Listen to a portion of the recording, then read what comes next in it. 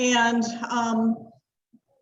basically, we can go to the next slide right now. You can see that's an overview of our farm in general. We'll just go to the next slide.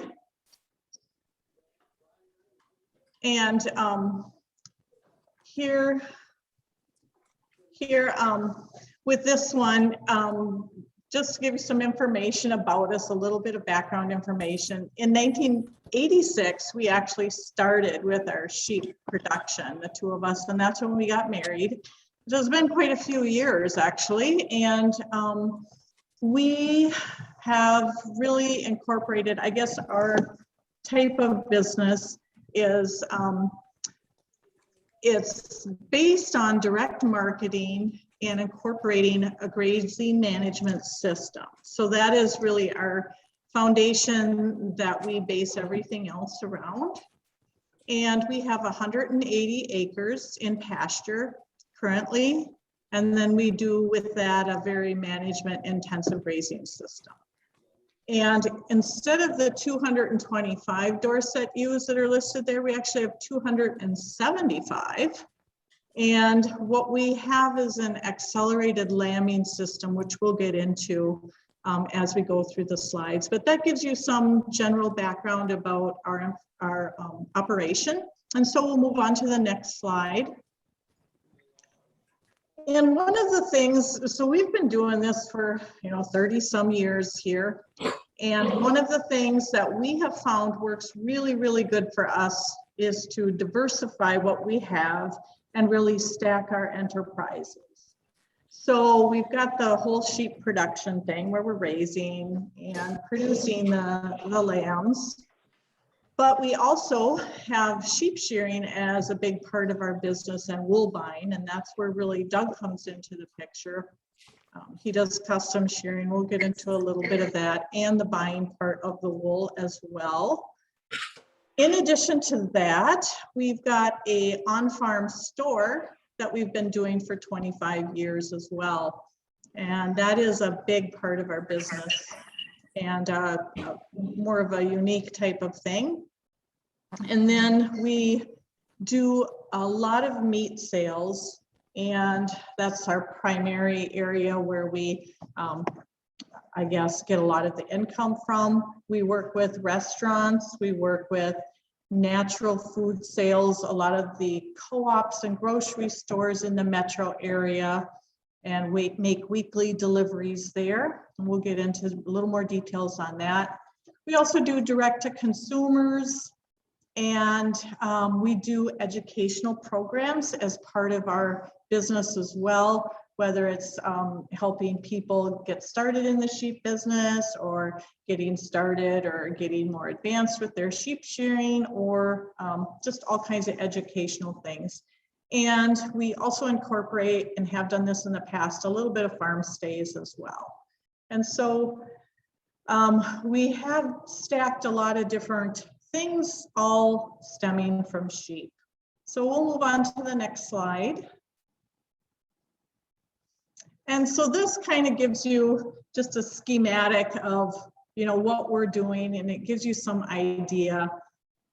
You can kind of just see it as, kind of help understand a little bit about what we're doing. So if you start in the upper left-hand corner with a little box there, market penetration and existing markets and existing products, that's where, we start with the basic, maybe cuts of meat, say lamb chops or leg of lamb. And then as you add new products and you get into more development, let's just say, for instance, you add a lamb sausage. That's where you would get into product development, something new that you don't currently have. And then the bottom box is there, the one on the left, the market development. So we're always developing new markets.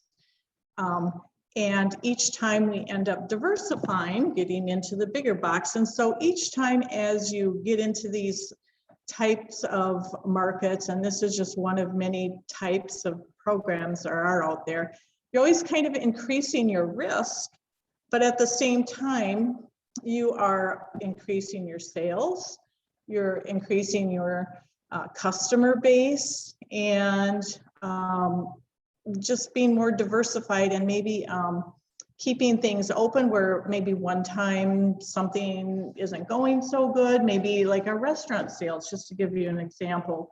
When COVID hit, our restaurant sales obviously changed, but interestingly enough, because we were diversified, we found that our grocery store sales to the natural food co-ops in the city increased.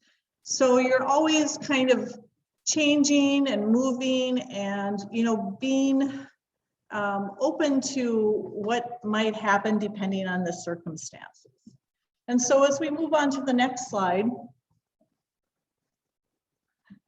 then really the foundation of everything that we're doing, obviously it starts from the soil on up, and there's a lot of resources, you know, that SFA has regarding this. But I just wanted to say how important a part of this is for our actual farm and everything we do. We focus on the soil tests, the tissue tests, seeing what the plants are really absorbing. We use a lot of natural fertilizers, and we've done foliar spraying, and Doug can get into more details on that if anybody has specific questions. We do a lot of environmental practices. It's really important to us to create these good environments for, say, the butterflies or whatever. All the wildlife, that's a real important part of what we do, and everything kind of ties back around to keeping things in harmony with nature. And then I think because of that, it just seems to just work better for us. And so in the next slide, we're kind of jumping around here a little bit, but I wanted to make sure that we included all the different things that we have on the farm. One of the things when we first started way back in 1986, Doug and I, after we got married, we decided to take an extended trip to New Zealand, and we wanted to see what they were doing for sheep production, and we incorporated a lot of those types of things. And back in the 80s, when we started all of the grass farming, it wasn't really popular back then, but we saw what they were doing in New Zealand, and we wanted to capture that.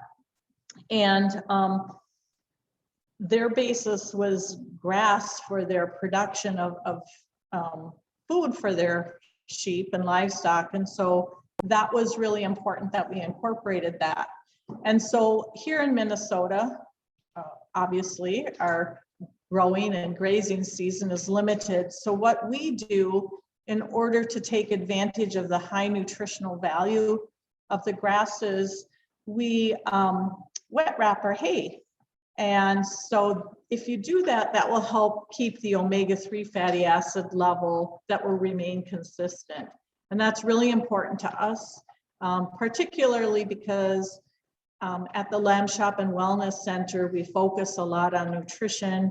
I have a master's in holistic nutrition and do wellness consultations for people. So that's really important to have a really good quality of meat that we can offer to people. And then we fertilize on pastures with by feeding the animals in groups, and we try to keep, you know, the manure in the pasture as much as we can with our grazing.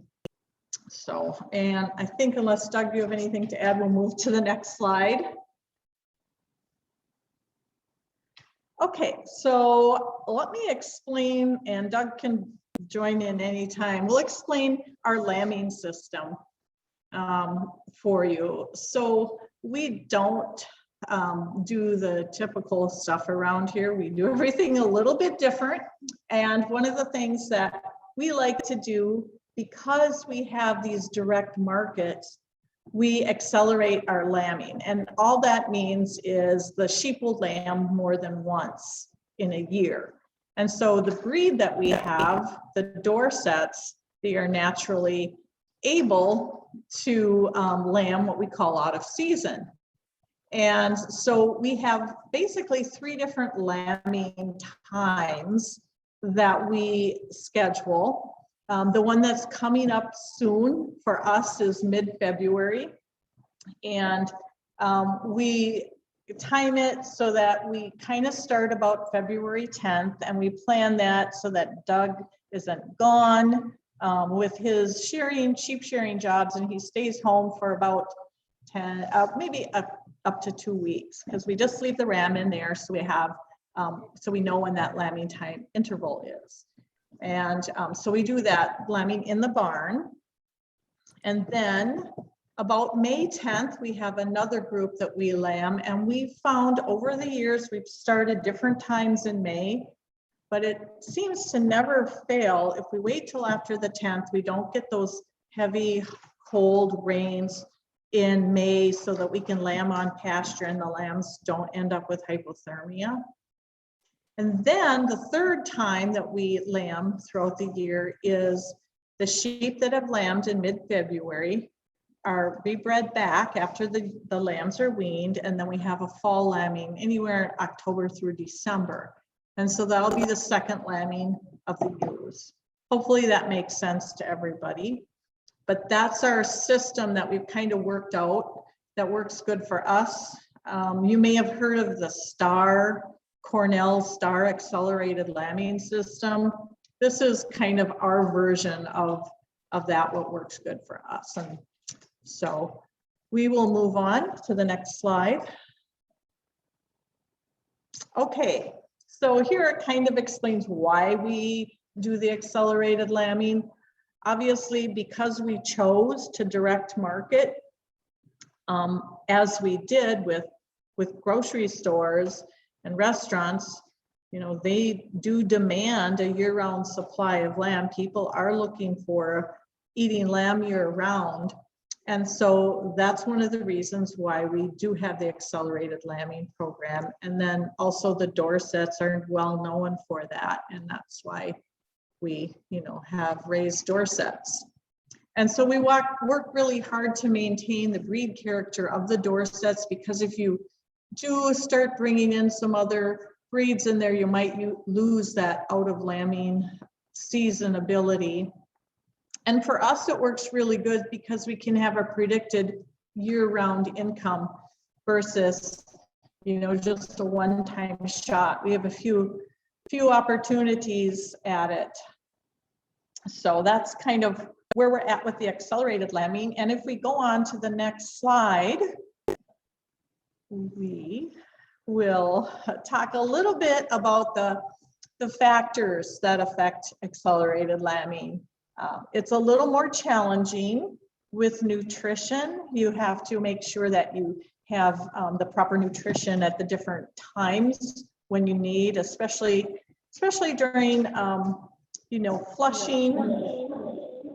And another thing that we found is really important is to include a lot of good minerals and vitamins. You know, really have to watch that, have a really good quality minerals, so you get all the trace minerals, and making sure, you know, see what minerals your soil is lacking so that you can balance that. And then the genetics is a really important part by selecting the ewes that are going to have that out of season ability, and then keeping those back. And then you always keep improving your genetics over the years. And then again, of course, along with that is your soil fertility. So we'll move on to the next slide.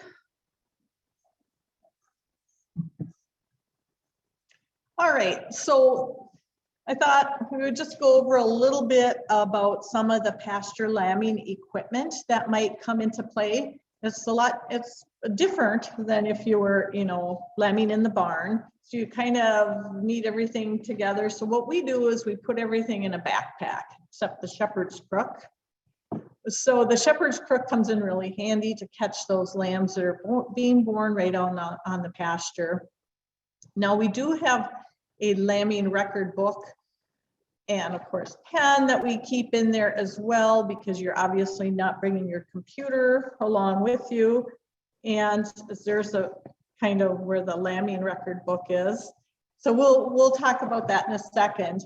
We also have the ear tags and the ear tagger in that backpack, and then the spray paint that's scourable. And what we do with that is We look at the ewes ear tag number, and then we put that number on the lamb's back so that we can spot it at a glance in case at any time that lamb isn't looking, or it's isn't looking like it should, or it's wandering away from the mom, or the mom wanders away from it, that we can quickly put those two, the pair back together. And then a lot of times, another thing we do is where we spray paint, the number on the lamb's back makes a difference. On the above the top shoulder, we'll put the number if it's a single. If it's a twin, it'll be in the middle. And then if it's a triplet, it'll be more towards the back legs, so that we have this pattern that we all know that, okay, so they're supposed to be triplets, but you don't necessarily see them all together. You can find out where they are. And then, of course, the bandy lastrator for castration, a lamb saver tube. You can't really ever be without that. And then dogs, we'll get into the dogs that we use for helping. And then oftentimes the six-wheeler is handy for us. So if we look at the next slide, that's going to talk about the records that we keep with it's our little pocket record book. We record the ewes number, the lamb's ID, that's the ear tag number that we put in that lamb's ear, and then the date that it was lambed. We write the birth type, whether it's a single, twin, or triplet, the sex, and then we have a scoring system that we put in the notes, and that's based on the mothering ability, the milking ability of the ewe, and also the udder placement. And I think we have a slide that kind of addresses that coming up. And then notes too, we'll write, you know, just a little comment if things were, you know, good or bad or whatever. But we give them a simple rating for those three traits: the udder placement, the milking ability, and the mothering. And we'll just give it a plus if we don't have to touch it at all. We'll give it a 0 if we have to interfere at all. And then it'll get a negative, a minus, if it is some extra work that's caused us a lot of extra labor. So then we know which lambs to keep back that are going to be self-sufficient. And so we can eventually have a really easy keeping flock. So if we move on to the next slide. So these are really our criteria that we use for selecting our ewe flock. We don't keep just any of the lambs back. They have to meet certain criteria so the sheep can really be working for us rather than we work for them. First of all, they have to thrive on pasture. They have to be self-sufficient. We can't be babysitting them because you saw how many other things we're doing with our enterprise, and we really don't have that labor time to put into the sheep. And so we check the mothering, the milking, and the udder placement. That's all part of that we talked about. They have to be twins or more in order to keep them. And the weaning weight of the lambs has to meet a certain criteria. Typically, we're looking at the top third of our flock are the ones with the top highest weaning weight are the ones we're going to want to retain for replacements. And they have to meet certain qualifications for a meaty carcass. We need a good yield of at least 50%. And then accelerated lambing ability of the ones that are going to prove that they can lamb out of season. So those are the only ones that, you know, we will be maintaining into our flock for expansion. And so if we move on to the next slide, we'll see, can't remember what the next one was. It's our ram selection. And so our ram selection criteria is probably, you know, a little bit on the same line. So we're looking for twinning, we're looking for fall born, scrapey tests, make sure it's double R's there. carcass quality, of course, and structure and breed character. And then testicular circumference is really important because that tells a lot about their ability to breed a lot of ewes, and just, you know, that they're going to be productive for us. And then the next slide, we can get into a little more details on that. So here, I just want to say how important selecting your ram is, because a lot of times it's neglected by producers and they think about it as an afterthought, but it really should be one of your first thoughts, because it has the greatest impact that you can make genetic progress. Through the rams, you can make the most impact, where your ewe selection genetic progress is really limited. There's actually, according to Montana State University, 80 to 90% of the genetic progress comes from the ram selection, where only 10 to 20% comes from the selection of the ewes. So don't be afraid to invest in a really good quality ram, because it's really going to make those fast steps for you. And then in the next slide, we have our basic things that we think are really important for us as we're selecting. And I really highly recommend this, especially if you're getting started in sheep and you just want to increase your numbers fast. That might not be the wisest, because pick the ones that are going to be profitable for you. So you need to have an easy care flock, those easy keepers, the ones that do really well on forage, so you can keep your nutrition costs down.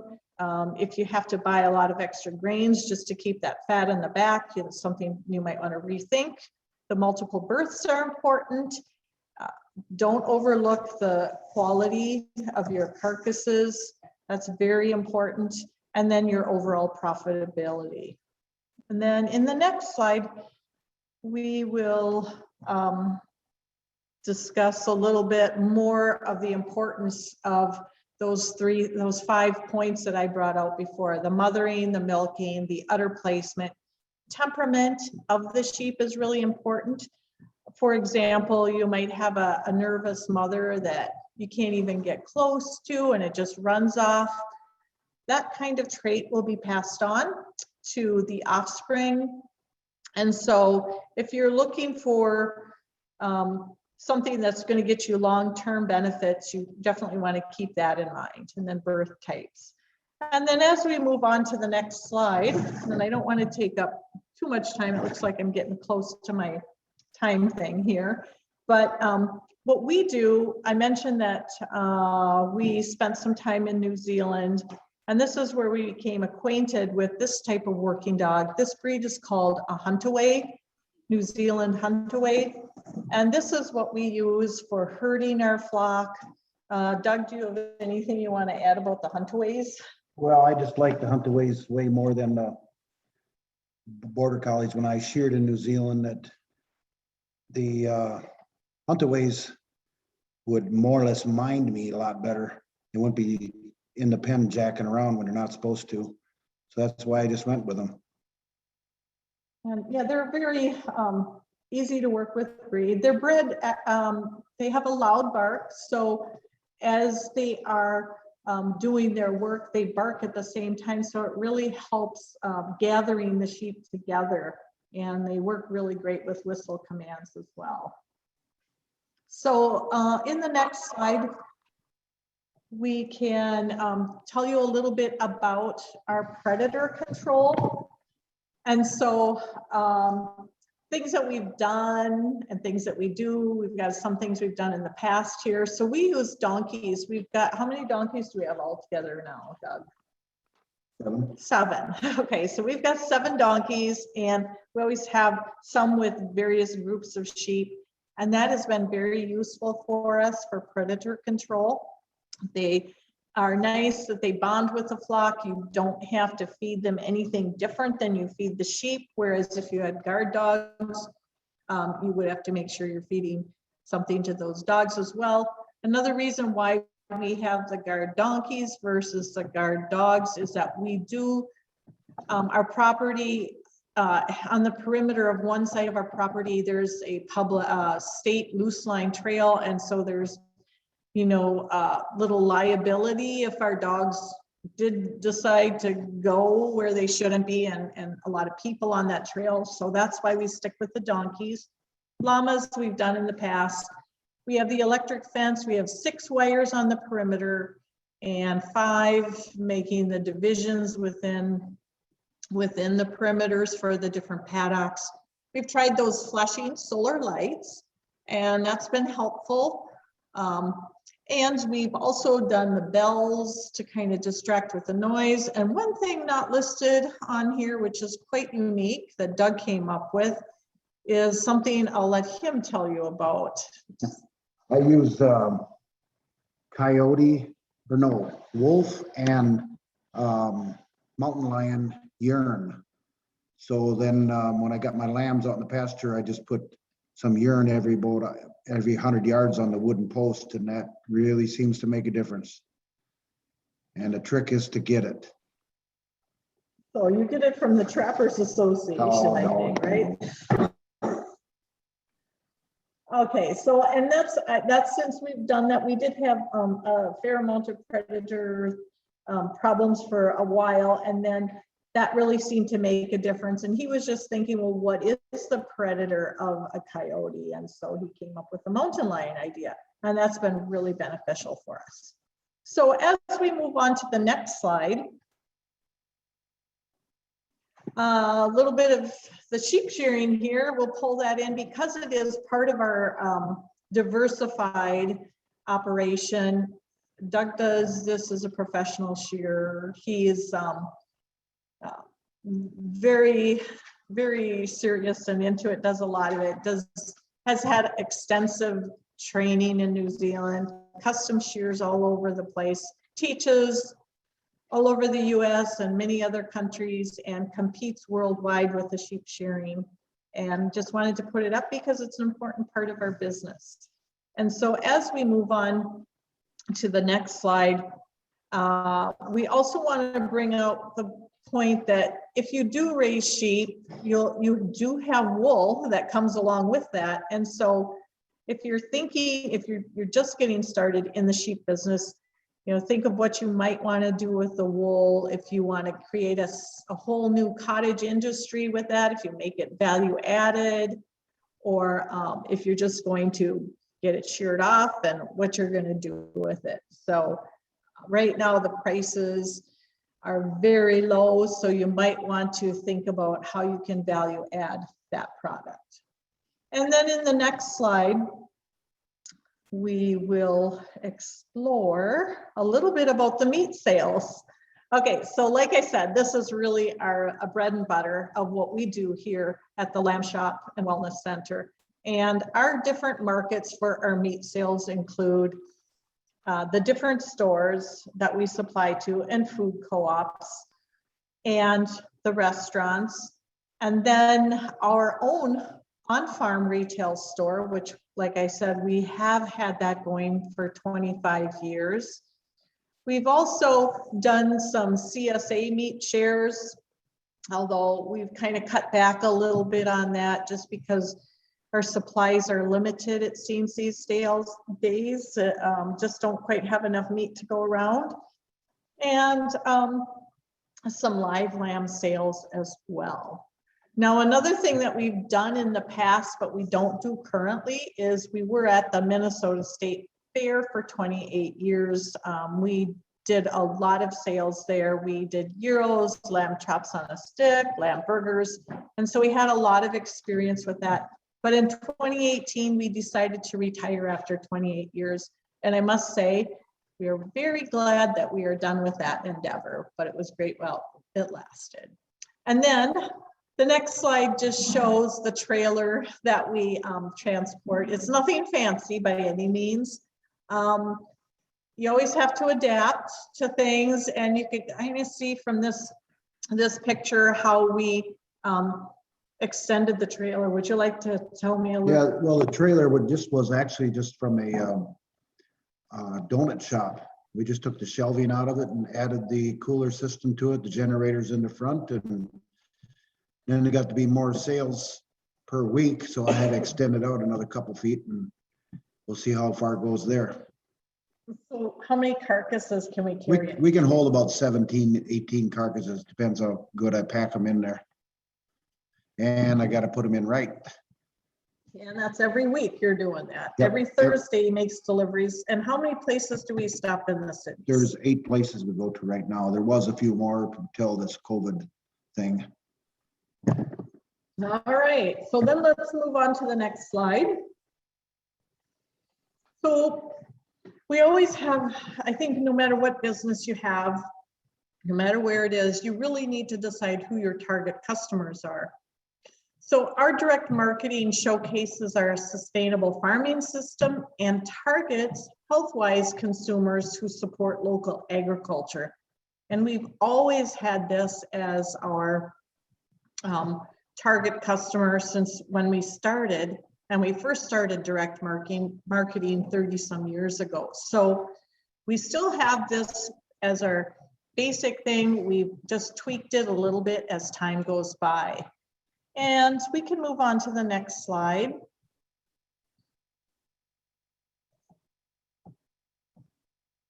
Okay, so one of the things that we do on top of everything else is we have a processing, meat processing room that we built in 1996, in the fall of 1996. And so we have learned how to become meat cutters, among other things. And so this way we can at least, process things how we like. We're very particular in how we present our products to the customers so that we can get the best value for what we have. And the next slide shows some of the things that are really important for us for maintaining really top quality. Because we direct market our stuff, we always, our names on it, we're always connected to our product. And so we really want to dedicate ourselves to producing the best premium quality meat that we can have.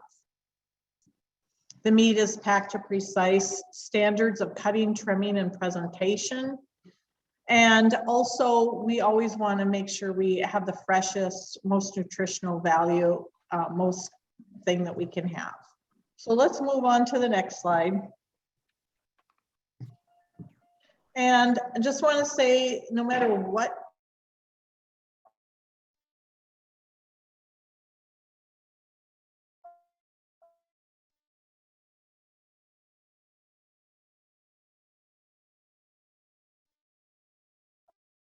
is with new cuts, so be educated about what you have, and you can tell them the health benefits.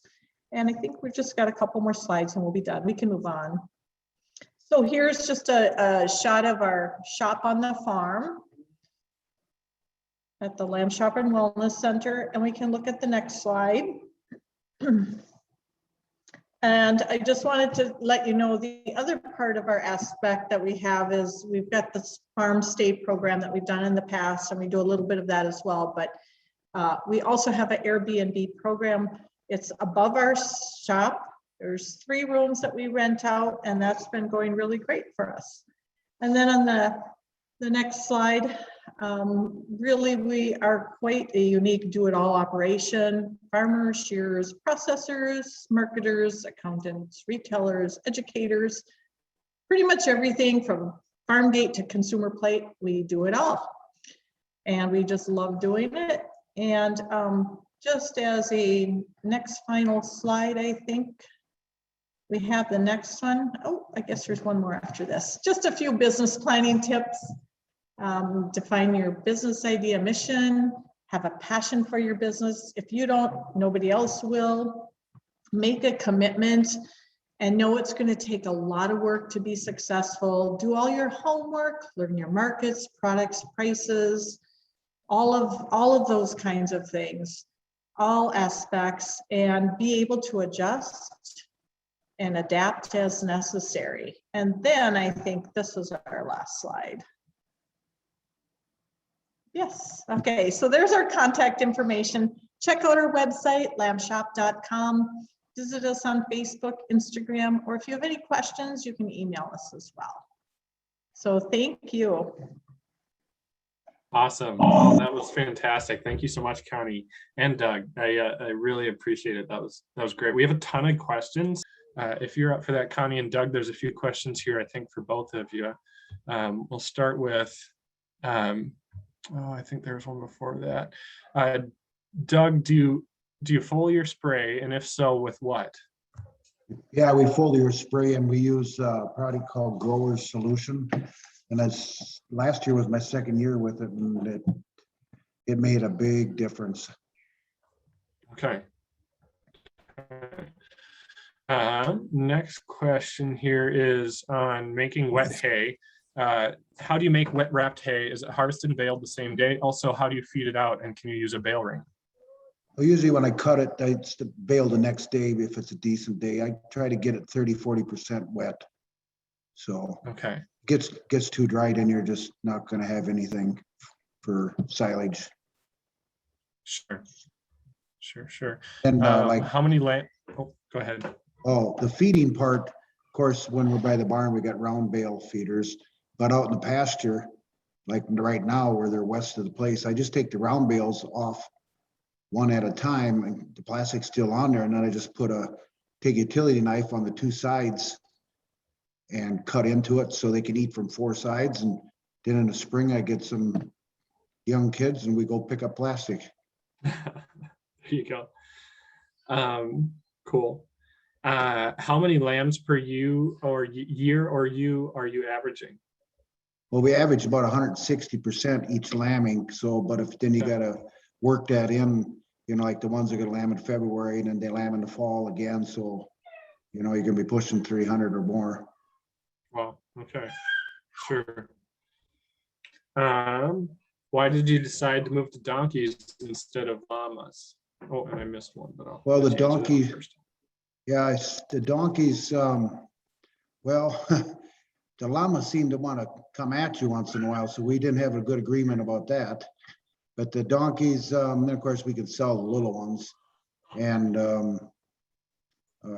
we stayed away from the dogs because of the customers coming up the yard or else going past and stuff. We didn't have to go out and feed them. Sure. Yeah, I'm curious, and people are welcome to kind of have conversations on this in the chat and stuff too. If anybody has any other questions or thoughts on some of these, I'm just kind of reading through the questions. Feel free to keep them coming. I see there is one. I see there's a question about the meat tested regularly for nutritional value. That'd be a good one for somebody could contact Anna about that. She's done that. Oh yeah, good with the screen share, and then Anna, you can just have me advance slide, and I'll try to do it. It does seem like there's a bit of a delay, Connie. If it seemed like I was waiting forever to press it, I pressed it as soon as you said. It just took a couple moments to get to you, so sorry about that. But I will mute myself, and Anna, you can take over. Okay, can everyone hear me okay? If you can't hear me, let me know somehow. I'm not sure how, but okay. So yeah, I'm still to talk about kind of the basics of raising sheep and what we do. And so I guess that's what I'm going to talk about. So, okay, so you can go to the next slide.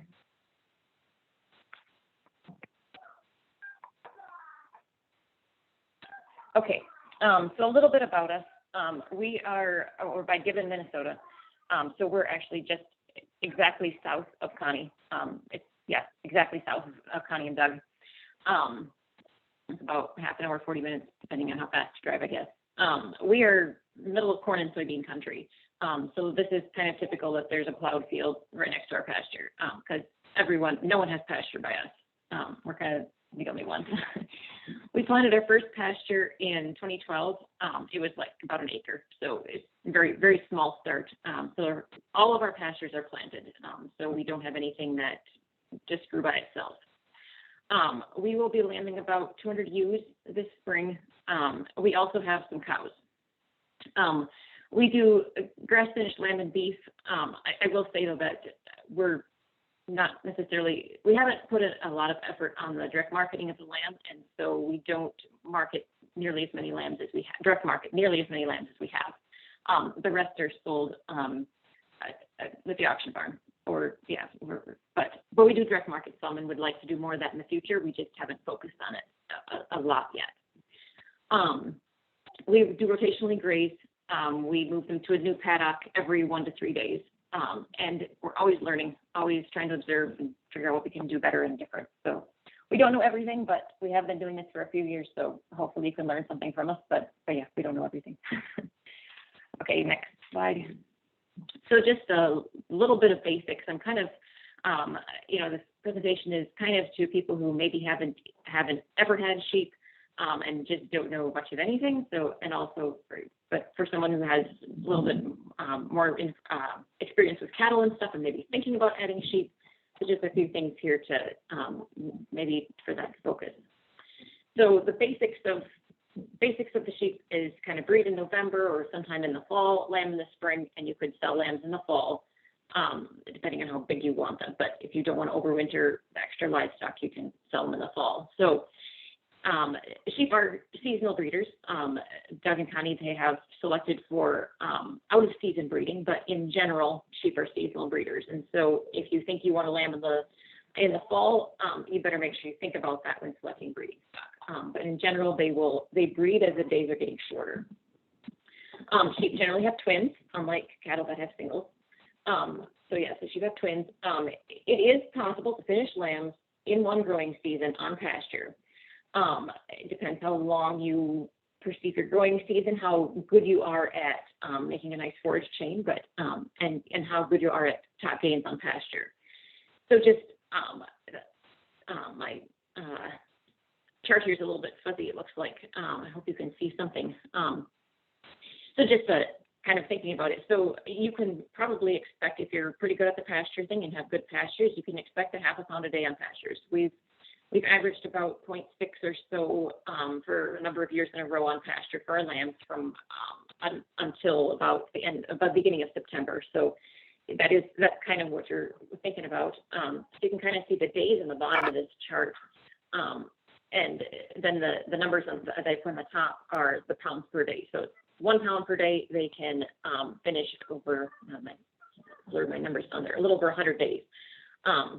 Just for perspective there, April 20th to September 1st is 134 days. And so if you do get that pretty top gains, your top ones, they're at 0.8 pounds per day, you can finish them in a really short growing season. If you have some maybe cover crop after wheat and you have a few, don't have quite the top average daily gains and you have enough forage to go to November 10th, you can go about 0.6 to 0.5 pounds per day and still finish them on pasture if that is your goal. Kind of a popular finished weight, you always kind of think about it as 120 pounds, but you can finish lambs, like there's a lot sold at a lot more than that. And so, but kind of think that 120 pounds for a starting point, I guess, until you figure out your system and what you actually want. Okay, so next slide there. So I'm going to talk a little bit about breeds and breeding stock. So which sheep should you, if you're thinking about getting sheep, what should you think about? What do you want? And Connie mentioned a few things there, but I'll just kind of go over some basics. So first, there are wool sheep and there are also hair sheep. So a few differences there. And this kind of just the overview, I'll get to these a little bit more in depth. And do you want a large frame sheep or do you want small frame sheep? And there's things like that. Do you want fine wool or coarse wool if you're planning on marketing the wool or have markets for that? Naturally colored wool. Some people, if you have direct marketing the wool, a lot of people like the different colored wool. That's fleece, and they want to do this color for this particular project that they're working on. So sometimes naturally colored wool is a good thing. Also, there's some breeds that consistently have triplets and quads, and some breeds that consistently have twins. So just what you're after for your production. Okay, next slide then. So wool sheep or hair sheep. So here's some differences between them. So for wool sheep, you need to shear them. You can't skip shearing them because, you can't skip shearing them. Plus is that you have wool to sell, so you have an extra product. The wool sheep are well insulated for winter. They can they can be out in colder weather than cattle. So it's great insulation for winter. And there's generally more breeds to choose from in the wool sheep side. Some people really like the idea of hair sheep because they don't have to shear them. And well, then you don't have the wool to sell. The wool selling, if you're selling the wool just on the commodity market, the price of wool is rather terrible lately. And so not having the wool to sell is not a big deal for just selling wool in the commodity market. So that's not a big drawback to hair sheep. I don't have hair sheep, and we haven't ever had hair sheep, but it'd be interesting to talk to someone with hair sheep, but I've heard that they're more suited to the ethnic market. If you were just selling your sheep, if you're not direct marketing them, or if you are, if you're like bringing them to the auction barn or something, I've heard that they get docked if they're more than 100 pounds because they're primarily for ethnic markets. And ethnic markets are like a smaller lamb. So kind of know your goals, what you're after if you're raising sheep with that. I've also read articles that people are going to get started with hair sheep because they don't want to shear them and all that. And they're going to direct marketing to these restaurants, and the restaurants were not satisfied with the loin size. Hair sheep, they're different than wool sheep. This is not my personal experience, so I'm not sure, but I've heard that a couple places that the restaurants and like the people who like big lamb chops and stuff aren't satisfied with hair sheep and they prefer a wool sheep. So, if you're thinking which breed to get, think about the differences between wool sheep and hair sheep, and perhaps research hair sheep some more before you decide on them. Make sure they fit your production goals. Okay, next slide. So the small frame versus large frame. You can think about if you're direct marketing versus a commodity or open market. So with direct marketing lambs, the butcher, if you're having to bring them someplace and having them butchered, the butcher costs are usually per head. If you're used to working with cattle, they usually charge for butchering cattle, but something related to the hanging weight. So usually sheep is a per head. So if you bring in a 60-pound lamb to butcher, it costs the same amount as if you bring in a 100-pound lamb. So, but you're going to get less meat from the 60-pound, and so it's going to cost, the butcher cost is going to be higher per pound of meat that you get. So think about that when thinking about small frame versus large frame. So to get a large frame sheep, you can butcher it for fairly cheaply, whereas the small frame is more expensive because of the amount of meat that you get. If you go too large a frame and you're planning on grass finishing them, you might not get the appropriate level of finish on pasture in one growing season without supplementing grain or keeping them for longer. So something to think about. Some small frame sheep, they can be considered finished at any point in the growing season if you have the right breeding, anywhere from 50 pounds to 120 pounds.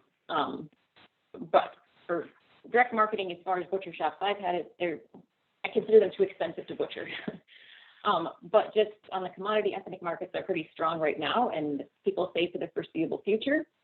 So that could be, if you're not into direct marketing, but you do want to raise sheep, it could still be profitable even if you're not cut out for speaking to customers and all that sort of stuff. So yeah, just things to think about. Okay, next slide. Another thing to think about when selecting which kind of sheep you plan on raising is genetics for multiple births. So ewes can pretty easily care for twins, and if they can't, they shouldn't be part of your flock. But you should expect the ewes to care for twins. There are some breeds that polypay are for triplets and quads. So polypays you get a lot of lambs, but they usually require more inputs. You probably need to give some grain to your ewe. It'd be nice to have creek feed for the lambs because that helps because the mother, if she just barely has enough milk, then they can supplement with the creek feed. You probably also have to do earlier weaning to give the mother a break. And there's a greater potential for bottle lambs. And bottle lambs can be a lot of work. You need to feed them probably minimum you feed them 4 to 6 times per day. You can't just feed them once a day like cattle or like calves. So yeah, some people like the triplets and quads, but just know what you're getting into if you decide on polypay. So, or a breed that has triplets and quads. So, okay, next slide there. So I'm going to talk a little bit about sheep versus cattle, because there's probably some of you in the audience here that already have cattle and are maybe thinking about adding sheep. And so, what do you have to think about if you kind of know how to raise cattle? So sheep are different than cattle, so you can't just assume that they're going to be just smaller and act just like cattle, because they won't. So I'm going to point out a few differences there, so that, give you guys something to think about if you are kind of from the cattle thinking about sheep camp, I guess.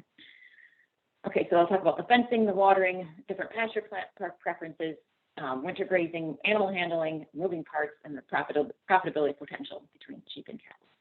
Okay, next slide then. Okay, so for the fencing, so I'll tell you, so for us, for our fencing, we have some cattle panels put up on part of our fencing, but we've kind of done the perimeter with the high tensile netting. We thought about, so there's the 5-line or 6-line high tensile with the wood posts. I should have a picture of this, but I don't. But then with the high tensile, we decided on the high tensile netting. There is, some differences. There's more initial expense with the high tensile netting than with because the 5-line high tensile is cheaper to put up than the high tensile netting. But the other thing to consider is the weed pressure, the weeds on the fence, because if you always have to be maintaining it, cutting out the weeds under the fence to keep the fence hot, we decided that, we'd try the high tensile netting, because you don't have to cut the weeds out. The sheep can just eat right up to the fence and through the fence and however they want to do it. Also for coyotes and predators, we decided on the high tensile netting. If the coyotes, there's a hot wire on top, so if the coyotes try to climb it, chances are they'll get zipped, and think twice before they try that again. And if they dig under, we can see where they got in. So so we went with the high tensile netting. It is more expensive, but it's hopefully less maintenance. We've only had this fence up for a couple of years, so we'll see if our decision is a good one. But so different things to think about for the perimeter. A lot of people, if they're rotational grazing and building the paddocks, they'll use electrified netting to subdivide. We don't a lot. I find it extremely annoying to move through tall pastures with chicory and other things in. So I use electrified netting, like for little groups mowing around the yard, or we also use electrified netting for training groups of lambs to the fence. We put them in the netting fence and make sure it's really good and hot. And that netting fence, they won't, the first thought is not to just run through it. They'll go up and sniff it first. And then they will get the shock. And so we use the netting to train the groups of lambs initially in the spring to make sure that they really know that fence is hot. Just a note on the things here. Sheep are less electrically conductive than cows. Cows are very well grounded. They're heavy. You don't need quite as big of a energizer fencer to shock them. Sheep, they're not as well grounded. And so if you don't have a really hot fence, they pretty soon will start to disregard your fence. I guess I forgot to mention that we use, for subdividing our paddocks, we use the 3 lines of poly wire. You can kind of see that in the picture. And our sheep respect that.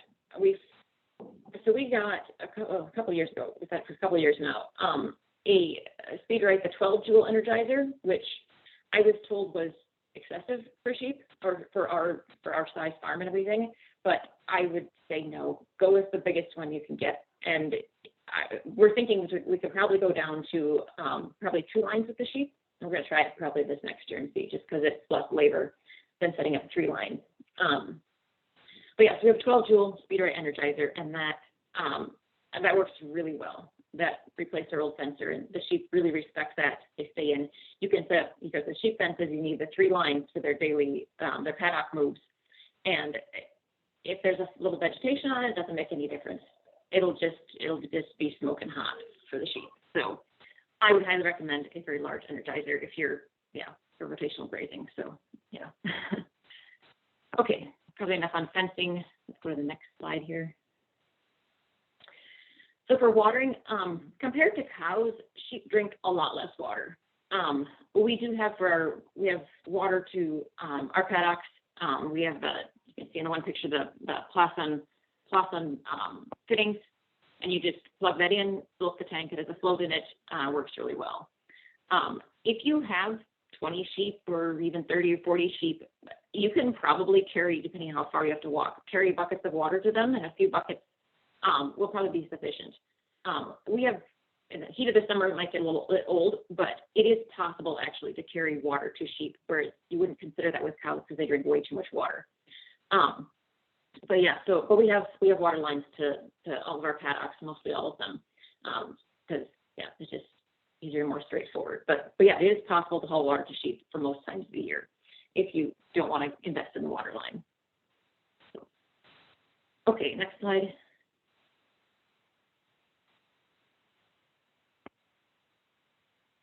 Okay, so sheep have different pasture plant preferences than cattle do. Sheep prefer legumes and forbs to the grasses. They want a few grasses in there, but they like the legumes and forbs. They love all kinds of weeds, and giant ragweed is their favorite. They love giant ragweed, and we have some data. The lambs grow really well on it. So if you have a organic farm with some problem places, just fence it for the sheep, and they will love it. It doesn't make any difference if it's 10 feet tall; they'll get the tops off. They're at least our sheep are pretty good at it. So, but yeah, they do really well in ragweed and all kinds of weeds. I've typically put a pretty high legume. I do a lot of alfalfa and red clover in the mixes that we plant, and not as many grasses. I kind of experimented with some mixes and went pretty low on the grasses and pretty high in the legumes, and the sheep love it. We rotate the cattle through those paddocks, and pretty soon they'll eat all the grass out and they'll start complaining. And so, yeah, I maybe went a little too far, but the sheep really like the legumes. But that's fine because we rotate between the sheep and the cows. And so if the cows want to leave the legumes, then they'll be stronger next time, and the sheep eat them to the ground and leave the grass. So then it all works out. So yeah, sheep definitely like legumes and forbs to the grasses more than the cattle do. So, okay, next slide.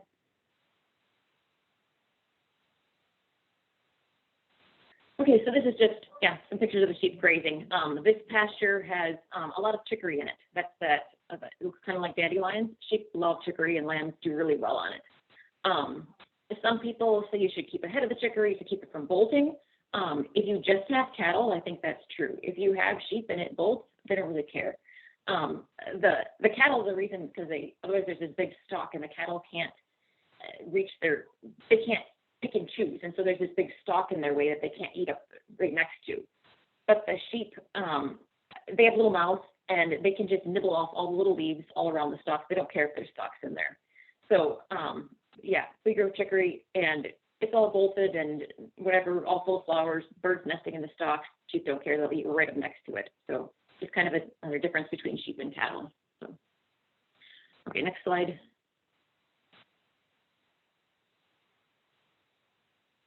It's just more pictures of sheep pasture. So again, this has some brassicas in it. This is an annual pasture. A lot of brassicas, a lot of peas. There's a little bit of sorghum Sudan. It's great sheep pasture. But yeah, just a picture. So, okay, next slide. Okay, so for winter grazing, difference between sheep and cows. Sheep can dig with their front hooves. Cattle can't or don't. They just dig through with their nose, I guess. But so sheep can dig through, they'll dig through quite a lot of snow. If it gets to the point that the snow has enough crust on it that sheep can walk over the top of it without sinking in, then it gets a little difficult. But other than that, they'll dig through snow. They love to dig through snow and find us underneath. They're also nicely prepared with thick winter coats, and they really prefer to graze in the winter. So between the cattle and the sheep, we have both. The cattle, they start howling for a bale way before the sheep do. The sheep would just as soon go out there and dig through the snow. So yeah, if you want to winter graze, get some sheep. Okay, next slide. A little note on animal handling. The sheep primarily they really go with follow the leader. So whether it's going through the handling chute, if you're handling them going through the chute, if you can go with the leader and get the leader to go through, that would be good. And this is just a picture of us. We're actually moving the sheep across the neighbor's field. I'm in the front, and that's my leader sheep. She'll follow me wherever I need to go. She's pretty loyal. Yeah, so she follows me, everyone else follows her. Yeah, Keith usually goes in the back and keeps him, making sure no one gets distracted or something. But yeah, so I go ahead, I call them. They will also just follow me anywhere. So yeah, so another thing to think about. Yeah, you can go to the next slide. So with sheep, difference between sheep and cattle are sheep are a lot more moving parts, and this can really pick up and get you if you're not prepared for it. So if you're used to raising cattle, so I just did kind of a comparison here. So if you have 100 ewes and they weigh about 160 pounds each, that's about 1,600 pounds or 16. It's about the same weight as the 16 cows at 1,000 pounds each. So your mothers, you have the same weight of mothers that you're feeding, I guess. So if you have the 100 ewes and you have a 200% lambing, which is that's good, but it's attainable. Then suddenly you have 300 animals to manage. Where on the cattle side, if you're used to cows, you have your 16 cows, then you end up with 16 calves, and then you have 32 animals to manage. And for grass finishing, you might have the yearlings, so you might have 48. So 300 animals versus 32 animals is quite a huge difference if you're not prepared for it. So to think about any time when you're individualizing the animals, it's going to take some time. So if you're sorting, if you're tagging, when you're castrating, when you're worming, vaccinating, anytime you have to work with an individual animal, you have suddenly 300 of them. And if you're thinking about getting sheep, think about how to make any numbers of sheep. Think about how to make that, how to streamline that. Really have a good chute, a good setup if you're sorting and things. And yeah, just think about that, because otherwise it's going to sneak up and get you, because it is kind of a little bit overwhelming all of a sudden this spring when you suddenly have that many animals to manage. But yeah, so yeah, just think about that, I guess. Okay, next slide. So, but the profitability potential between sheep and cattle is kind of interesting. So we'll go back to our 100 ewes and our 16 cows there. So you have the same number of, so roughly the same pounds of mothers on your pasture, I guess. So there's your 200% lambing with your 200 lambs, and there's your 16 calves over there. It's pretty good with the calving, didn't have any skips or death loss or anything. So if you have the 200 lambs, it's not out of line to have them, if you kind of lambed about end of April, beginning of May, end of April, kind of, that they'll be probably average about 75 pounds by about September 1st. And maybe more or less depending on the quality of your pastures, how good you are at managing and that sort of stuff. But yeah, so if you've got about 200 lambs, and where on the cow side, you've got your 16 calves, and we'll say you did pretty good and got about 500-pound calves by September 1st. So on the sheep side, you'll have 15,000 pounds of animals to sell, while on the cattle side, you'll have 8,000 pounds of animals to sell. So that's quite a big difference. Also, if you think about that, you fed one ewe, your 160-pound ewe, for the whole year, and then you get 75 pounds, two 75-pound lambs to sell. So you have 94% of the ewe's weight to sell.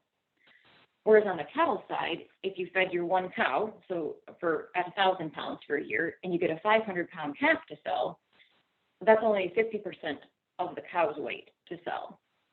So do you want to feed a ewe for the year, or do you want to feed a cow for the year? So just kind of an interesting thing to think about, because, cattle are cool, you get big cows and everything, and sheep are just, sheep, but sheep are great though.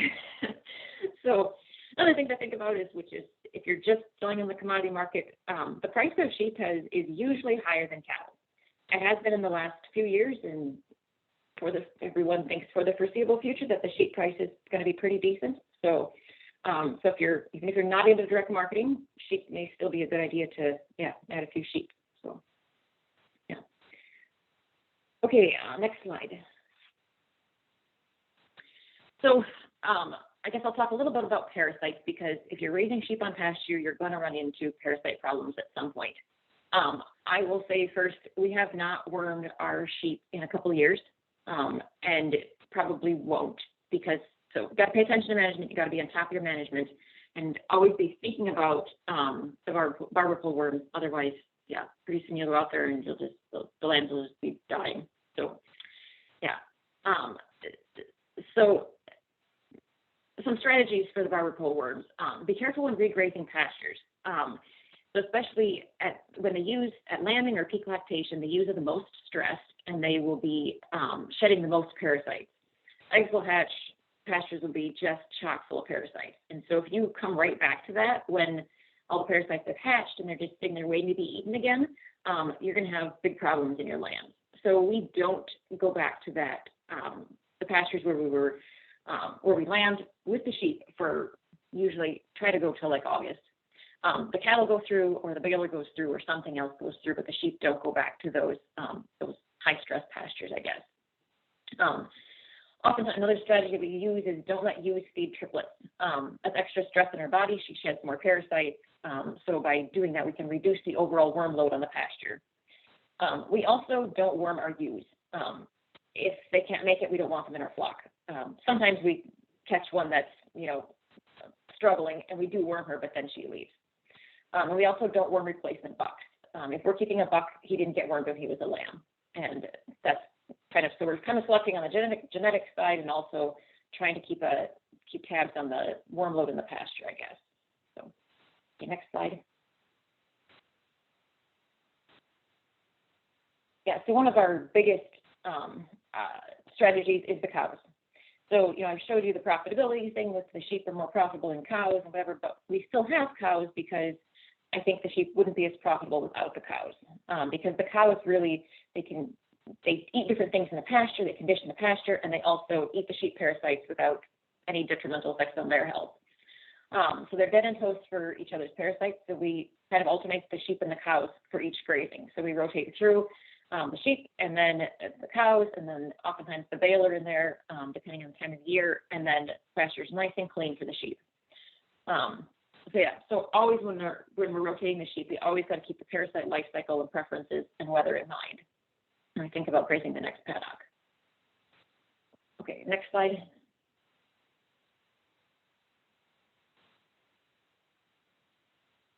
So if you do have to worm your sheep, is the next slide coming here? So you shouldn't worm them all. There's it's called Formatia. You can check for anemia. So the barber pole worms suck the lamb's blood, so they will be anemic. So you can check their eyelids and see how dark they are. If they're really dark, they're not anemic. If they're really pale, almost white, then you better worm them. The eyelids is the Formatia way to check it. You can also look across and just see what color their noses are, if they're dark pink or if they're white. They'll give you kind of an idea without actually running into a chute. If you can also kind of see sometimes if the mother's udders are really pale.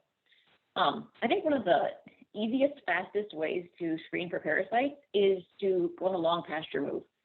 So I showed those pictures of me walking in front of the sheep. So we'll take them from one side of the farm to the other, and I will run as fast as I can. And if someone can't keep up and they pass out halfway, then then they're anemic and they need to be wormed. So that's the quickest way to screen. You can screen, hundreds of animals right away. If they can't keep up on a long run, then you need to do something about them. They having health issues, whatever. So you can just go back and pick up the ones that can't make it and worm them and then go on. But we haven't had any problems. It's kind of a fun, quick, easy screen. Dirty butts are not a reliable sign of barber pole worm. The lambs look just as healthy as can be, and then they just die. So unless you take them on long pasture moves and screen them and know where you're at, then not quite know. So we keep a grazing chart so we know when we were last in each paddock, and that kind of helps us to plan it. The picture there is one of our temporary corrals. So if you do have to worm your sheep, if you do have parasite loads to worry about, if you keep bringing them back to the same corral, and that vegetation growing around that corral is filled with worms, it's going to be a futile effort. Your worming is. So we have a temporary corral set up. We can just bring it out to the pasture, set it out, and worm if we need to worm anybody. But like I said, we haven't wormed anybody in a few years. So. And there's issues with insensitivity to worming medication. So completely relying on chemical wormers is not a good strategy. So you should make sure you think about something. Think about that if you're thinking about getting sheep. Yeah. Okay, next slide. Okay, so yeah, so just some conclusions. If anyone, I have lots more information on parasites if anyone needs any more information on that. But yeah, so just some conclusions. If you're thinking about getting sheep, think about, make sure you pick breeding stock to match your goals. Think about what your goals are. Don't try and treat sheep like little cows, because they're not. They are different. They're their own species. They're different. You will have to come up with a parasite management plan. Think about that. And I think sheep can be more profitable than cows. So yeah, that's kind of fun. And I think that's my last slide. So yeah, any questions? And thank you for your attention. These are our kids. Awesome. All right, that was fantastic. Thank you. I had a bunch of questions that already got answered. But are Connie and Doug still on? I think what we'll do is open up questions to everybody. There's a bunch in here that I want to go through, and people can keep asking them. We are coming up on 7:30, so in respect to people's time, if either of our speakers or anybody else needs to go, obviously you're welcome. But I am happy to stay on as long as people are having a good conversation and questions. So if our speakers have to go, obviously I won't be much use to anybody at that point, but I will stay on anyway as long as people want to keep conversing. So we'll go through a few of the questions that are in here. I enjoyed Joe's or Richard's comment to your run for the worming test. He said that would require that I can survive the run itself. So I enjoyed that. The question for both of you then, I guess, is how do you manage hoof rot in a wet spring? I can go first. Yeah, we haven't had a lot of trouble with hoof rot. There's a few of our sheep that sometimes are limping in wet weather. Sometimes if there's enough that we can catch them, we'll trim their hooves and try and see if there's anything in there that is bothering. But yeah, I guess it hasn't been any serious hoof rot problems for us. They usually go away in a few days, and so we haven't really done too much of anything. I could add a little bit to that, pretty short, is look at what, how do I say, what the sheep are eating. The hoof rot problem can be corrected what's in the stomach. It starts in the stomach, period. So if the stomach ain't got the right nutrition and all that, it can't say it anymore. Starts in the stomach. Yeah, I guess I would second that. Keep a good mineral program, keep your sheep healthy, and that'll help. That'll help a lot. Sure. This was a question I had that I'm curious. You talked about sheep loving to graze in the winter. Would they graze crop residue like corn stalks, like maybe cattle can? Is that a high, or do they require maybe a higher nutrition for winter? No, the corn stalks don't work so good for sheep, but we just try to think about having pasture started by September so you can get something going to get into the winter. If we get to Christmas, we feel like we're happy. But if you do a good job of getting turnips going, that'll extend it depending on how deep the snow gets. We found that the sheep will dig through about 10 to 12 inches of snow if they need to. Yeah, our sheep have dug through about that much snow. If there's as long as it's good underneath, they'll dig through it if they can all get through it. We have our sheep are still grazing right now. We've fed them a few bales so far this winter, just on the nasty days, get them in some shelter. But it's perennial pasture. There's alfalfa, orchard grass, meadow fescue, red clover, and they're digging through and finding it. Another thing that works great for winter grazing for sheep is if you find someone. We have someone who grows wheat and then plants a cover crop afterwards. And yeah, our sheep, they love that. Yeah. It's kind of our flushing pasture. So yeah, so That's cool. Yeah. But the straight corn stalks, yeah, I don't know. We haven't tried just corn stalks with the sheep. I think the cattle would do better with the corn stalks. I think the rumen works different than cattle. Cattle like the grasses more than the and the sheep like the legumes more. I don't know for sure how much stuff you'd have with just the corn stalks with the sheep. Sure. How many animal units per acre are both presenters using, and are you including hay acres? For example, 6 or 7 sheep per acre, does it include space for winter feeding? Yeah, does that question make sense? Yeah, you're 6 or 7 ewes per acre with the lambs, and then that works in for keeping, getting your enough bales cut for the winter too then. Wow.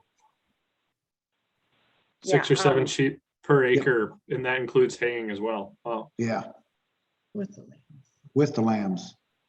Wow. And I see, Yeah, I don't know if I have much of a different answer for that. I redo it every year and try to figure out different ways to calculate acres, because we have the cows in the rotation also, so it makes it a little bit funny to think about, but yeah, I'll go with Doug's answer. Cool. What's the best market weight or money per pound? well, that all depends on the time of the year when you got these ethnic things flying. Mm. But they always used to say spring of the year, selling because everybody would lamb in January and February, but that's totally changed.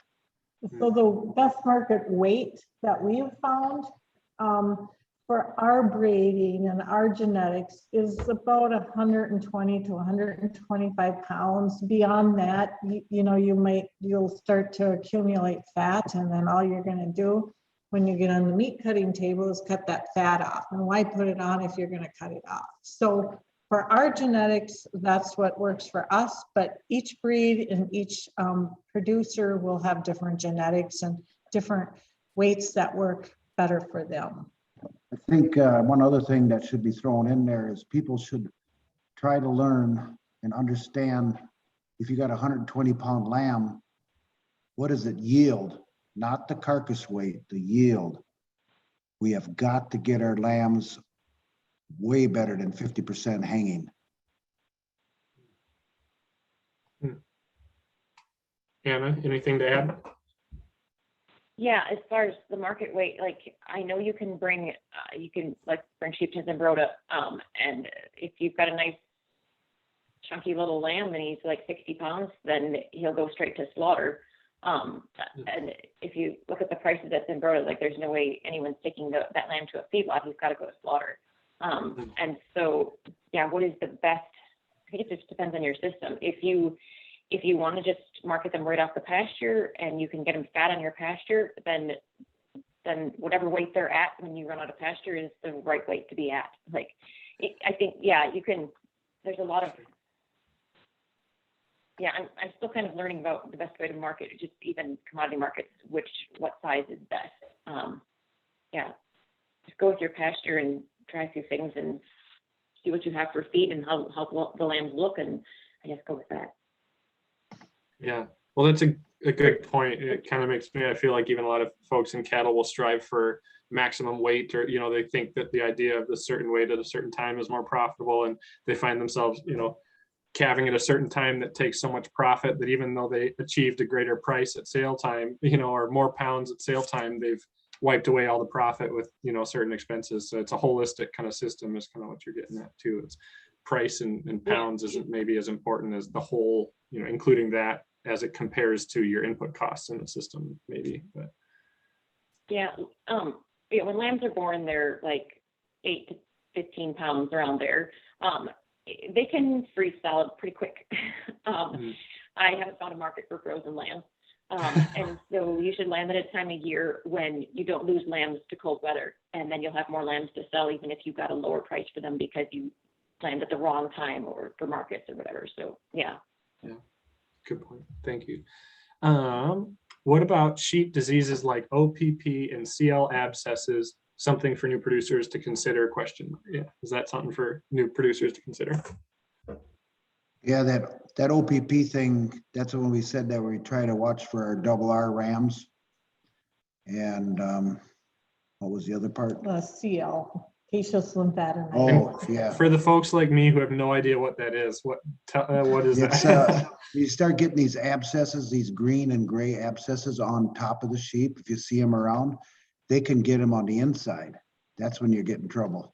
they just gant up and you don't know what's going on. You're trying all these tricks and It's contagious, it spreads.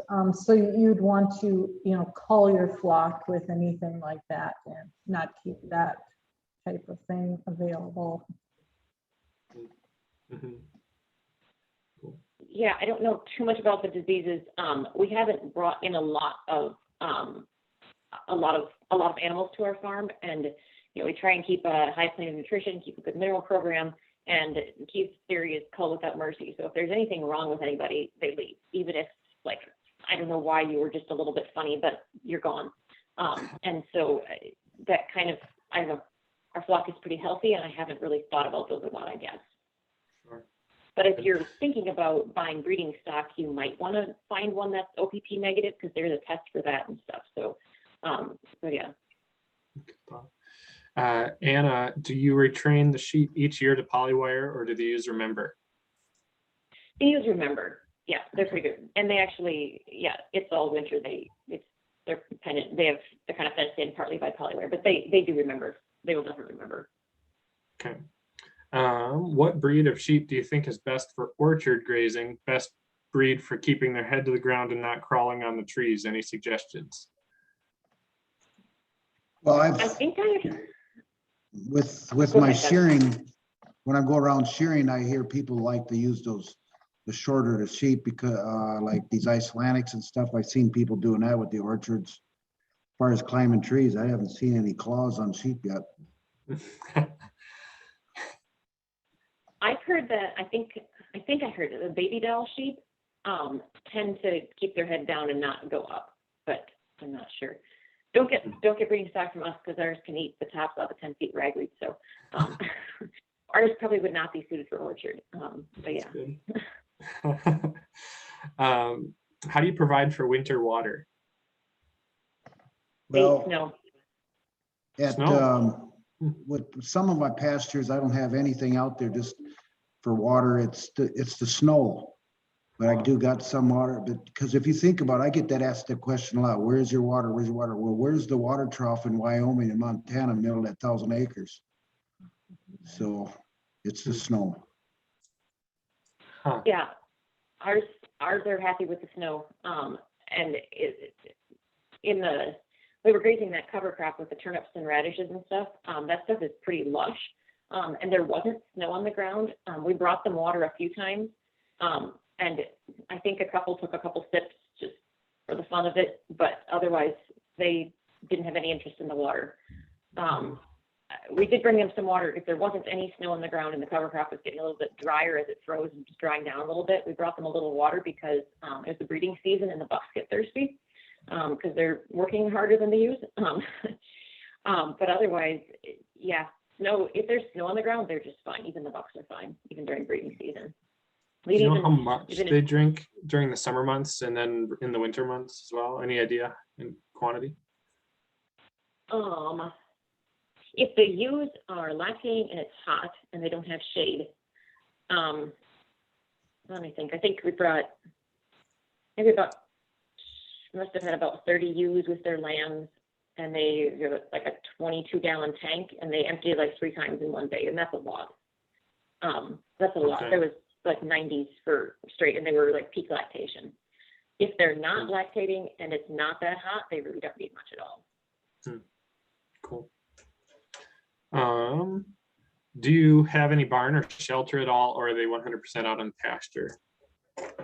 Well, the ones that are lambing now, of course, are in the barn, but the other ones, they're out in the pasture with no.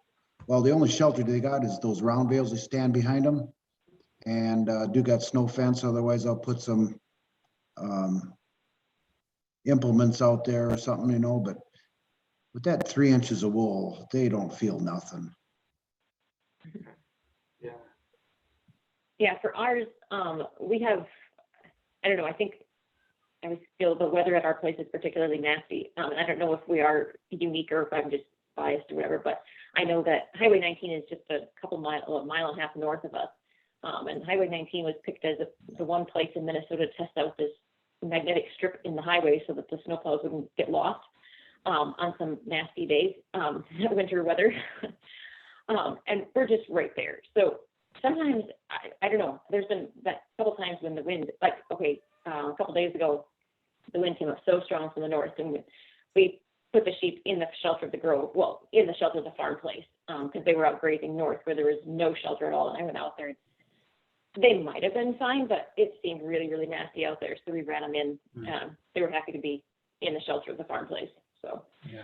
we do have, we don't have a barn that they can all go in under roof and everything, but there's, the shelter of the farm place, I guess.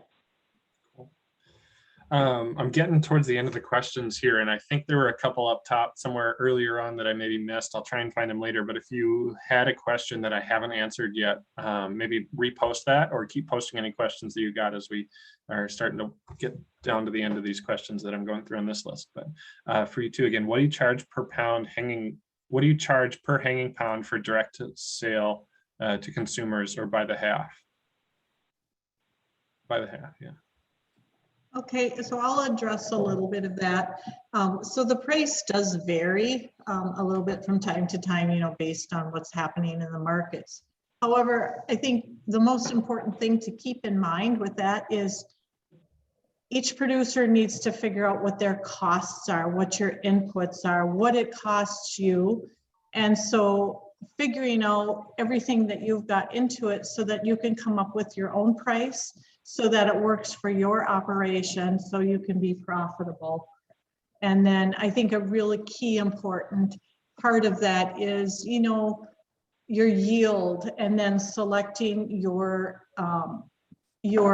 replacement ewes and that kind of thing based on their yields, so that you know how your animal yields, and so you can get a better handle on the price based on what your inputs are, and that will vary for each individual. Yeah, I don't know.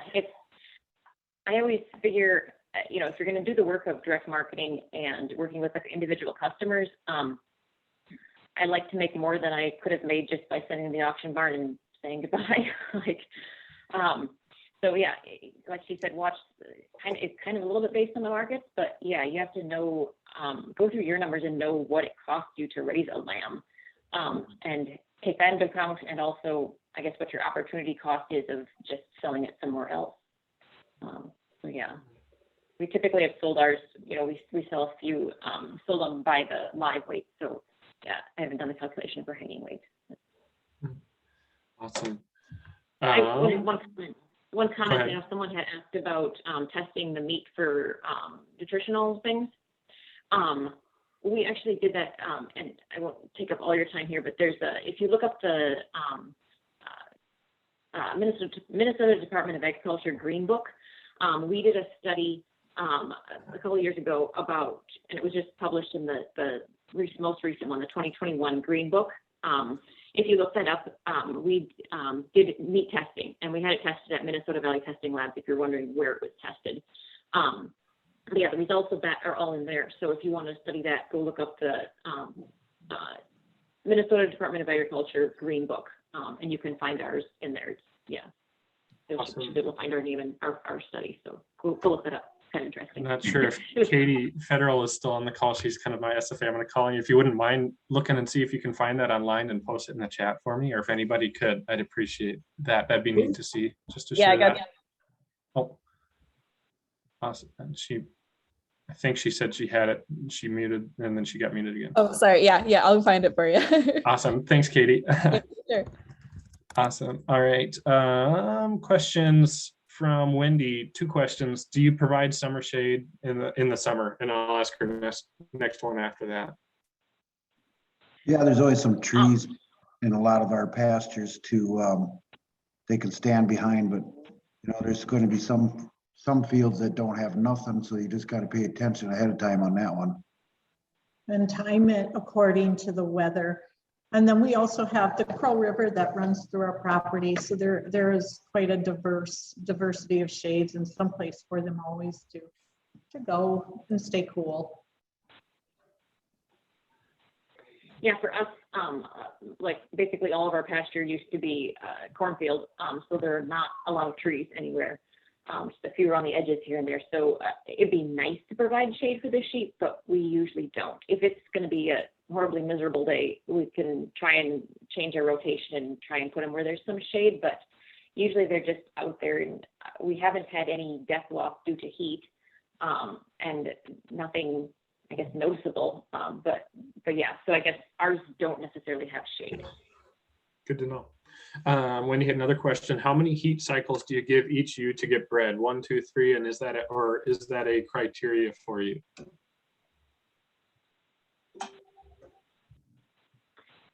I guess for ours, we put the bucks in November, and then they just stay with the ewes for the whole winter. We kind of, if someone doesn't breed, then they're out. Usually if the ewes, pretty much all the ewes make the first cycle, and if there's one that makes second cycle, we'll put her on a watch list and think about that if we want to get rid of her. And then for the first timers, the ewe lambs, we'll give them first, second, probably third cycle. And if they don't breed after that, they're probably down the road. Someone else can lamb if they want them.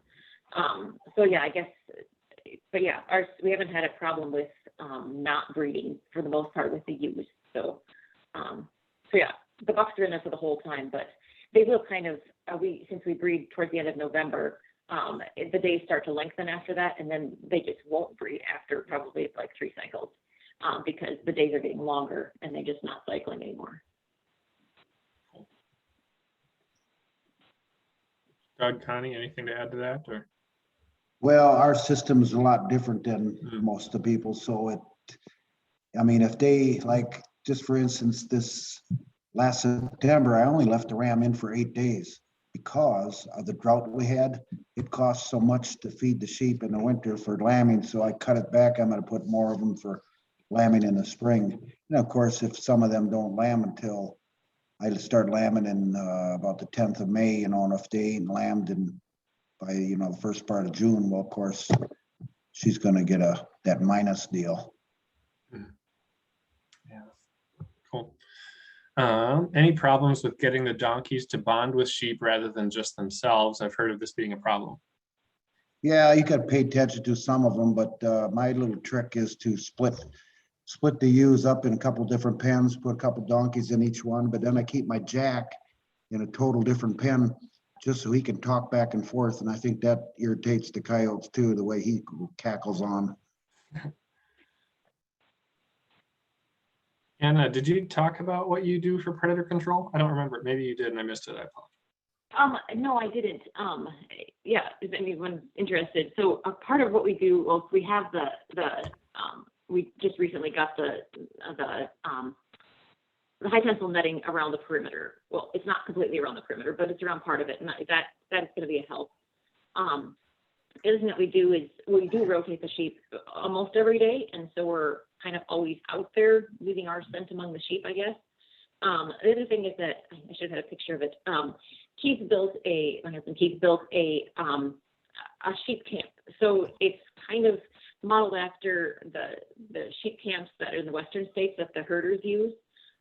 So it's on a running gear. Some people say it kind of looks like a covered wagon. So Keith and the kids have fun camping out in the summer out by the sheep. So we can pull it around the pasture wherever the sheep are. And there's enough beds in there for Keith and the kids and whatever. That's really cool. I like that. Yeah. So, that's like you could Airbnb that. Yes, we've thought about that. People have told us that. I love it. At some point maybe. It's really neat. Like it's you'll have to come and see it sometime. It's pretty neat. Yeah, for sure. So we actually it's kind of modified. So you can roll up the tarp and laying in the bunks, you can see the stars. And so then if the dogs sleep under the sheep camp and everyone's in the sheep camp, then the coyotes will probably stay a little bit farther away from the sheep than that because there's just too much people activity there. So that's, yeah. And we have a dog that he'll sit out there and bark at the coyote or bark at anything he hears. So that kind of, keeps the coyotes back a little bit. We've had fairly minimal death loss due to coyotes. Probably just, sometimes if we feel they're getting too close, we put radios out there. We, just try and switch things up. Always make a human presence. Coyotes can think of a human presence out there. So, yeah. Do you use wool in the garden?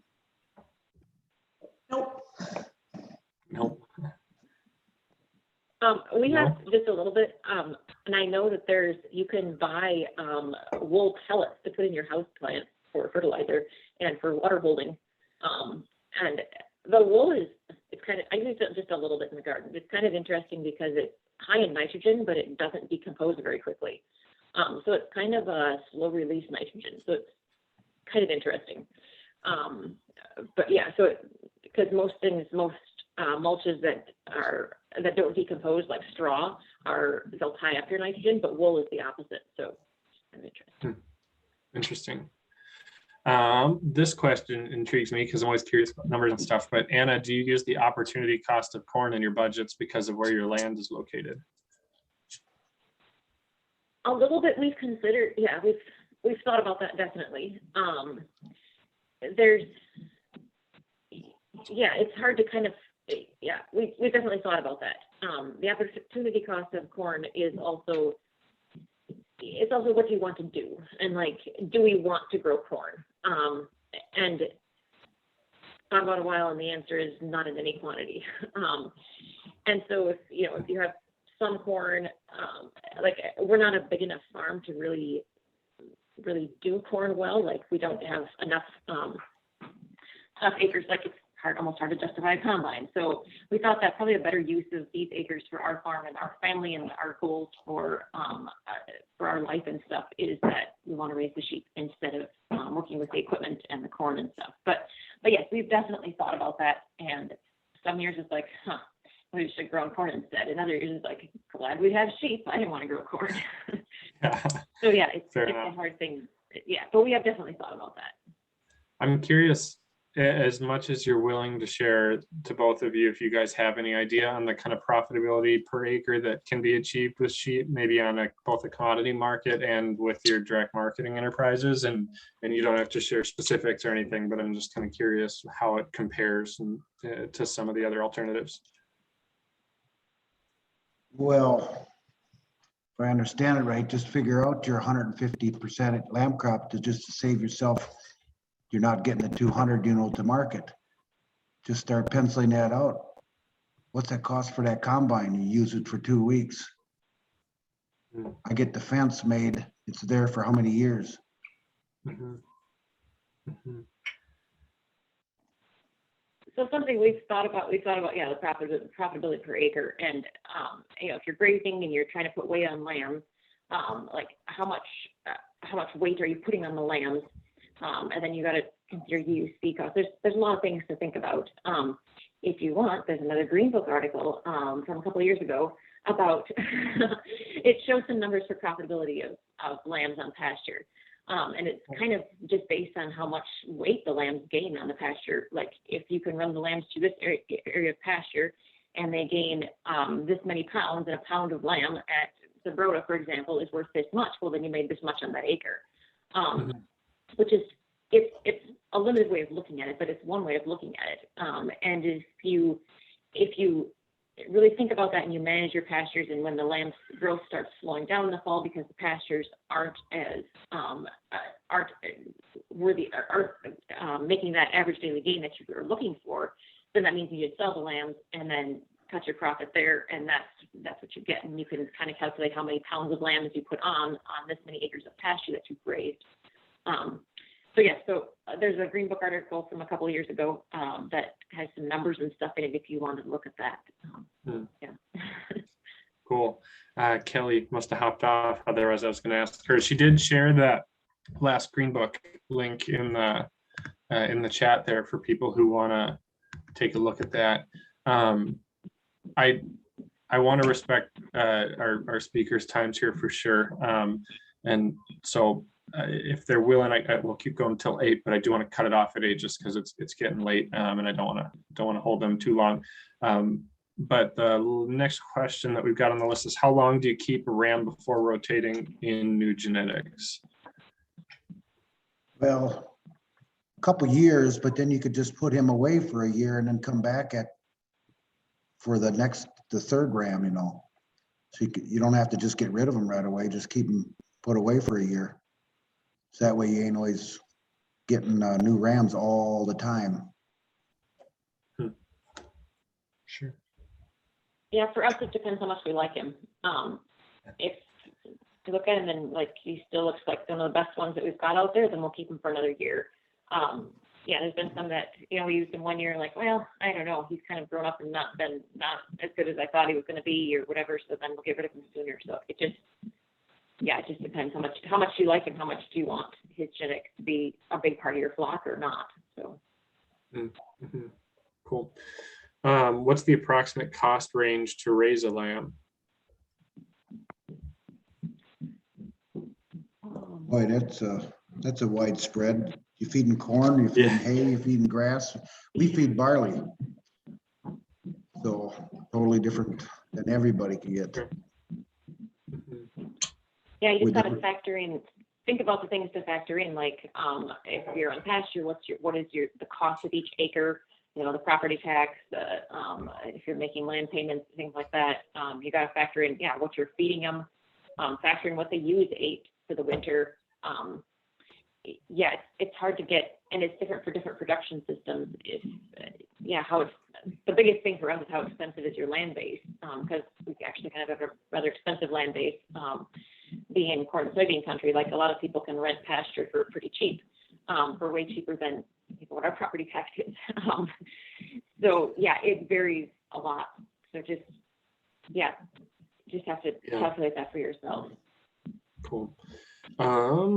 Last question here. How many ewes per ram? Well, I like to, I do mine a little different. I force them, they got to do 75 to 100. And I'll put in young rams. Them young rams got to show it too. And back to that question about earlier about the testicular size, that also makes a big difference. And I think the cattle people know this. The bigger the testicles, the wider the pelvis on the ewe lamb for lambing. There's been correlations in that. Interesting. That is not one that I've heard. Interesting. Okay. Yeah, for us, we've done, we've made the rams work some years, but then we feel that if we have too few of rams, our lambing percentage starts out great at the beginning of lambing. We got twins and triplets and everything, and then towards the end it will peter out if we didn't have enough rams. Some people say that if you have more rams, you will get more doubles and triplets and stuff. I think so. The 1 year we were borderline whether we had enough rams, and it did peter out a little bit. The next year, we're gonna have a lot of rams, so we put them all in, and our lambing percentage did not peter out towards the end of lambing. There was one day, we had our young rams. I think the one last year we had just enough. Like the young ones, they had to work, and they did. They were born in the spring and they bred in the fall. They must have bred a lot of them because everyone did really well. There was one day when the snow had all melted and we didn't water them, and that day it was a little bit. You could see that the next year in the lambing. You could pick out that day because everyone had singles that day because the rams were tired. But we tend to err on the side of more rams just because we don't want to peter out partway through lambing, I guess. Interesting. Awesome. Well, that's all the questions that I've got here. Thank you both so much. All three of you, I should say, Connie, Doug, Anna. It's obviously virtual. We can't do a very good round of applause, but if we could, we'd all be applauding you. This was fantastic information. The hope is that this will be, well, it was recorded. We're going to try and get it up on YouTube, on our Sustainable Farming Association YouTube page. Be sure to check out some of the next 3 weeks. We've got 3 more if you're interested in bison, goats, or chickens.